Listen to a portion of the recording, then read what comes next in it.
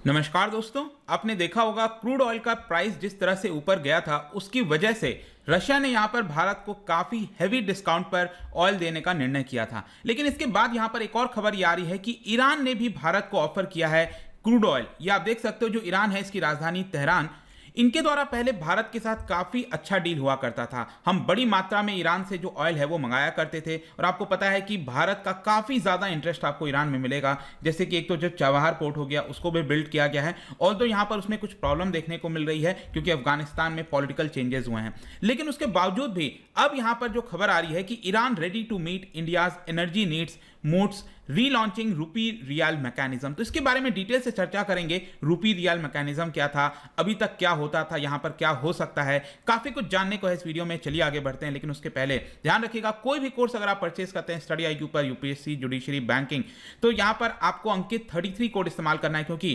कल तक 21 मार्च तक आपको 33% डिस्काउंट के साथ साथ डबल वैलिडिटी भी दी जाएगी। मतलब कोई भी कोर्स अगर आप परचेस करते हैं, चाहे स्टॉक मार्केट हो, कुछ भी हो, तो वहां पर अगर 1 साल का वैलिडिटी है तो 2 साल, 2 साल का है तो 4 साल। इसके अलावा अगर आप MCQs अटेम्प्ट करना चाहते हैं तो मेरे इंस्टा पेज पर जा सकते हैं, वहां पर स्टोरीज में जितने भी MCQs हैं वो आप अटेम्प्ट कर पाएंगे। चलिए शुरुआत करते हैं और देखते हैं यहां पर एग्जैक्टली अभी हो क्या रहा है। जैसा कि आपको पता होगा, जो ग्लोबल क्रूड ऑयल प्राइसेस हैं, जैसे कि आप देख सकते हो, उसमें काफी ज्यादा वोलेटिलिटी आपको देखने को मिल रही होगी। स्पेशली 8 मार्च वो दिन था जब क्रूड ऑयल का प्राइस अचानक से पीक पर चला गया था, $139 पर बैरल। 2008 के बाद सबसे ज्यादा प्राइस देखने को मिला था। उसके बाद ऑल्दो ये $100 के नीचे आया था, लेकिन अभी करंट में जब मैं ये वीडियो रिकॉर्ड कर रहा हूं तो यहां पर वापस ये करीब $110 के आसपास देखने को मिल रहा है। मतलब कि लगातार जो क्रूड ऑयल का प्राइस है बढ़ता जा रहा है और इसकी वजह से भारत को दिक्कत हो सकती है। और इसी की वजह से कह सकते हो आप, कहीं ना कहीं ईरान ने अब ऑफर किया है कि भारत वापस से जो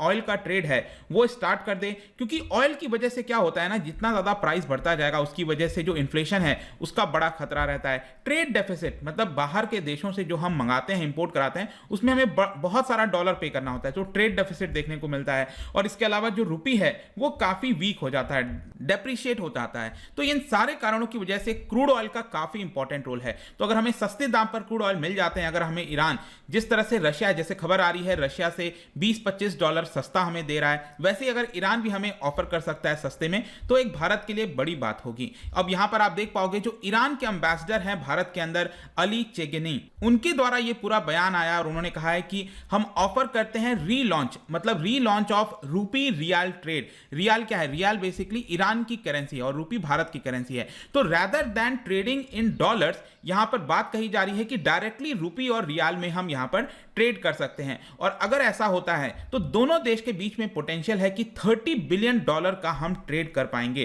क्योंकि यूएस सैंक्शंस के पहले अगर आप देखोगे तो कुछ इसी प्रकार का बार्टर सिस्टम चलता था। मतलब जो इंडियन ऑयल कंपनीज हैं वो ईरान से ऑयल खरीदती थी और उसके बदले यहां पर हम रूपी पे करते थे, और उसी रूपी का इस्तेमाल करते हुए जो ईरान के लोग हैं, ईरान के बैंक्स हैं, वो भारत से जो भी इंपोर्ट होता था उसमें वो लोग डॉलर नहीं देते थे, वही सेम रूपी जो है वो हमें दे देते थे। तो इसी प्रकार से ये जो मैकेनिज्म है ना रूपी और रियाल का, वो चला करता था। और इसको लेकर मैं आपको बता दूं, भारत के अंदर जो पब्लिक सेक्टर बैंक है यूको बैंक, उनके द्वारा इसको पूरा अपनाया जाता था। यूको बैंक को पूरी जिम्मेदारी दी गई थी, जो भी रूपी और रियाल का ट्रेड होगा वो इनके द्वारा देखा जाए। और इसकी वजह से क्या होता था, मतलब जब सैंक्शंस लगा था 2018 में ईरान के अंदर, उसके पहले अगर आप देखोगे ना तो इतना ज्यादा ट्रेड होता था भारत और ईरान के बीच में, ऑयल ट्रेड, जिसकी वजह से सऊदी अरब को भी पीछे छोड़ दिया था। सबसे ज्यादा आपको पता होगा जो ऑयल है वो हम इराक से मंगाते हैं, राइट। उसके बाद सेकंड नंबर पर ईरान आया करता था, सऊदी अरब थर्ड नंबर पर आया करता था। लेकिन जाहिर सी बात है अब यहां पर सैंक्शंस वगैरह लग गया, क्योंकि डोनाल्ड ट्रंप जब आए उन्होंने जो न्यूक्लियर डील है तेहरान के साथ, ईरान के साथ, वो यहां पर कैंसिल कर दिया था और वापस से सैंक्शंस लगा दिया, जिसकी वजह से भारत के ऊपर काफी प्रेशर हो गया था। ऑल्दो आप देखोगे यहां पर भारत और बाकी के कई सारे देशों को 6 महीने की ग्रेस पीरियड दिया गया था। जैसे कि यहां पर चाइना है, Japan, South Korea, Taiwan, Turkey, Italy, Greece, कई सारे देशों को करीब ग्रेस पीरियड दिया गया था। और भारत भी जो है वो करीब 23.5 मिलियन टन ऑफ ऑयल जो है वो ईरान से हमने इंपोर्ट इंपोर्ट कराया था। और सऊदी अरब के मुकाबले अगर आप देखोगे तो 13% ज्यादा हमने ईरान से जो ऑयल है वो मंगाया था। दोनों देश के बीच में ट्रेड में आपको बताऊं तो 2018-19 में, मतलब जब सैंक्शंस लगाने के पहले तक जो ट्रेड है वो करीब $17 बिलियन का हुआ करता था। लेकिन क्योंकि सैंक्शंस लग गया, ऑयल का जो इंपोर्ट है ईरान से वो हम जीरो पर ले आए, ईरान से इंपोर्ट नहीं करा रहे थे, और इसकी वजह से करंट फिस्कल ईयर में आप देखोगे अप्रैल से जनवरी के महीने में इट इज जस्ट $2 बिलियन। तो आप समझ सकते हैं कि कितना बड़ा यहां पर गैप आ गया। ईरान से हमने जब से जो ट्रेड है वो यहां पर रोका है बिकॉज ऑफ यूएस सैंक्शंस। लेकिन यहां पर जैसा आप देख सकते हो जो एम्बेसडर है उनका ये कहना है, ईरान के एम्बेसडर का, कि वापस से अगर रूपी रियाल ट्रेड मैकेनिज्म स्टार्ट होता है तो इससे दोनों देश की जो कंपनीज हैं वो डायरेक्टली यहां पर डील कर पाएंगी। हमें किसी थर्ड पार्टी के साथ नेगोशिएट करने की आवश्यकता नहीं है, क्योंकि उसकी वजह से क्या होता है ना, कॉस्ट भी बढ़ जाता है, इंटरमीडिएट कॉस्ट आते हैं। तो दोनों देश के बीच डायरेक्टली ट्रेड हो ऐसी यहां पर कोशिश की जा रही है, और यह पॉसिबल तभी है जब रूपी रियाल ट्रेड जो है वो स्टार्ट हो पाएगा। इसके अलावा मैं आपको बता दूं, कई लोग ये सोच रहे होंगे कि क्या ईरान से हम सिर्फ ऑयल का ट्रेड करते हैं, ऐसा नहीं है। इसके अलावा यूरिया हो गया, petrochemicals, organic fruits, agro commodities, pharmaceuticals, Iran iron and steel, automobile हो गया, अब तो बहुत सारे, सीमेंट हो गया, बहुत सारे जो ट्रेड हैं वो दोनों देश के बीच में आपको देखने को मिलेंगे। लेकिन बिकॉज ऑफ सैंक्शंस ये ट्रेड बड़े स्तर पर नहीं हो पा रहा है। इसके अलावा एम्बेसडर का यह भी कहना है कि अगर यहां पर चीजें मूव फॉरवर्ड होती हैं तो ईरान, पाकिस्तान और इंडिया आईपीआई जो पाइपलाइन है उसको भी लाया जा सकता है। यहां पर पाकिस्तान और ईरान आपस में बातचीत कर सकते हैं ताकि ईरान से जो गैस का ट्रांसपोर्टेशन है वो बड़ी मात्रा में हम पाकिस्तान के माध्यम से थ्रू जो है वो कर सकें। तो ये भी पॉसिबल हो सकता है, लेकिन रिश्ते जो हैं वो यहां पर बेटर सुधार करने की यहां पर आवश्यकता है। इसके अलावा आपको मैं ये भी बताऊं तो ईरान ने जो है वो ट्रेड को बढ़ावा देने के लिए paperless electronic multiple visa system start किया था भारतीयों के लिए, ताकि ज्यादा से ज्यादा भारतीय लोग ईरान में जा सकें, बिजनेसमैन जा सकें, टूरिस्ट जा सकें, स्टूडेंट्स जा सकें और यहां पर और एक्सचेंज हो बेसिकली। तो इसके लिए जल्द से जल्द वीजा प्रोवाइड करने की फैसिलिटीज भी स्टार्ट की गई थी। तो कहने का अल्टीमेट मकसद यह है कि जो ट्रेड हमारा $17 बिलियन पहले हुआ करता था, अगर हम वापस से ऑयल और फुल फ्लेज में ट्रेड स्टार्ट करते हैं तो $30-35 बिलियन से भी ज्यादा ट्रेड भारत और ईरान के बीच में हो सकता है। तो ये इंपॉर्टेंट खबर है, वो देखना होगा कि भारत सरकार इसको अपनाती है कि नहीं। ऑल्दो मैं बता दूं कि भारत और ईरान के रिश्तों में भी थोड़ी बहुत प्रॉब्लम आई है। एक बड़ा कारण ये भी है Farzad B gas field. Farzad B gas field आपको मिलेगा जो पर्शियन गल्फ है, पर्शियन गल्फ जैसा कि आप देख रहे हो यहां पर सऊदी अरब है, इधर ईरान है। तो यहां पर दोनों देश की जो मैरीटाइम बाउंड्री है, यहां पर फरजाद ए हो गया, फरजाद बी गैस फील्ड हो गया। तो Farzad B gas field ONGC के द्वारा, ओएनजीसी विदेश लिमिटेड मतलब जो फॉरेन वाली है, मतलब ओएनजीसी का सब्सिडरी है ओवीएल, उन्होंने 2008 में ये जो गैस फील्ड है उसको डिस्कवर किया था। तो ज्यादातर क्या होता है कि जो भी कंपनी उसको डिस्कवर करती है वहां से उसकी जिम्मेदारी होती है कि वो ऑयल को निकालेगा, लेकिन उसके लिए ईरान को कॉन्ट्रैक्ट देना था। तो 2018 में जब उस समय के ईरानियन प्रेसिडेंट हसन रोहानी आए थे भारत, तो उन्होंने डिसाइड किया था कि यहां पर जो कॉन्ट्रैक्ट वगैरह हैं वो जल्द से जल्द करा जाए फरजाद बी गैस फील्ड को लेकर। लेकिन पिछले साल की बात है, मई के महीने में ईरान ने डिसाइड किया कि वो सिंगल हैंडेडली प्रोजेक्ट को लेगा। उसने यहां पर ओएनजीसी को ये कॉन्ट्रैक्ट नहीं दिया और ईरान की जो लोकल कंपनी है उसको वो कॉन्ट्रैक्ट दे दिया, जिसकी वजह से यहां पर दोनों देश में थोड़ा बहुत तनाव देखने को मिल रहा था। ऑल्दो अभी जो एम्बेसडर हैं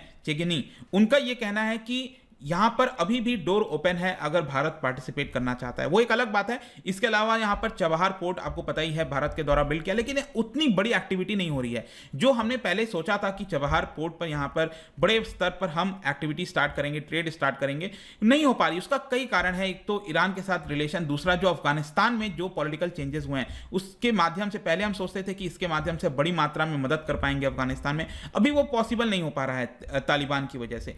तो ये सारी प्रॉब्लम्स देखने को मिल रही हैं, लेकिन अल्टीमेटली कंक्लूजन आज इस वीडियो का यही निकलता है कि रिसेंटली भारत ने जो डिसाइड किया था रशियन ऑयल को खरीदने का, ऑल्दो वेस्टर्न सैंक्शंस लगाया गया है, कंडेम किया गया है भारत के इस पर्टिकुलर मूव को, लेकिन यूरोप तो क्या कर रहा है, अभी भी रशिया से नेचुरल गैस खरीद रहा है, लेकिन भारत को प्रीच किया जा रहा है, बोला जा रहा है कि नहीं आप मत खरीदो। तो भारत ने तो डिसाइड कर लिया कि हमारी जो बड़ी कंपनी है इंडियन ऑयल, उन्होंने 3 मिलियन बैरल्स का कॉन्ट्रैक्ट किया है, बीपीसीएल ने 2 मिलियन बैरल्स का कॉन्ट्रैक्ट किया है, क्योंकि 20-25% हमें एक्स्ट्रा डिस्काउंट मिल रहा है वहां से।